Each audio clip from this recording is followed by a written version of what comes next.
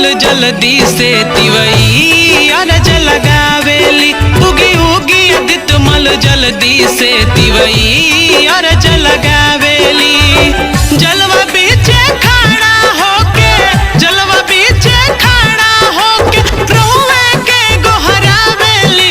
उगी उगी आदित्य मल जल्दी से तिवई अरज लगावेली। उगी उगी आदित्य मल जल्दी से तिवई अरज लगावेली।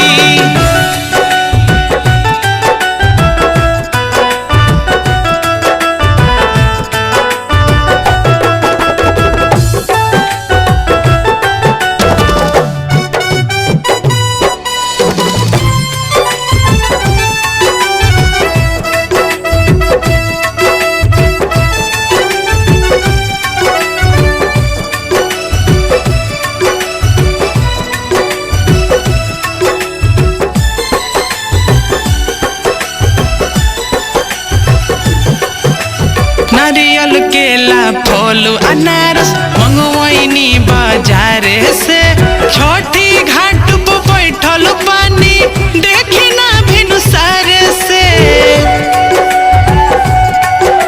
नारियल केला फल अनारस मंगवाइनी बाजार से।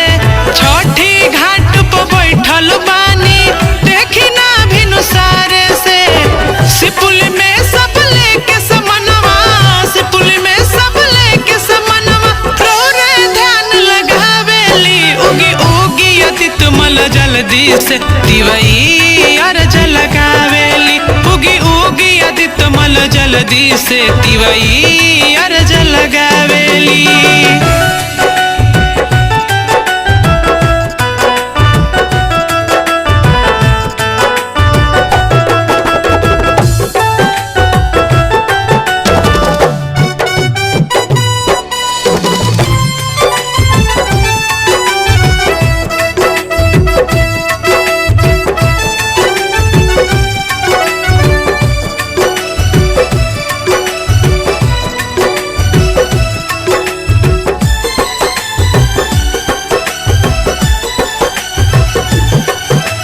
गिरी जोगिंदर दिल के अंदर भावना ऐसन जागल हो।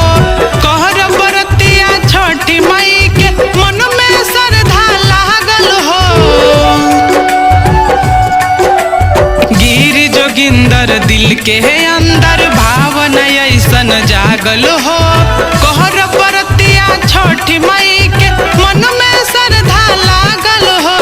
रौर चरण में रंजन रंजू, रौर चरण में रंजन रंजू आपन शीश झुकावेली। उगी उगी आदित्य मल जल्दी से तिवई अरज लगावेली।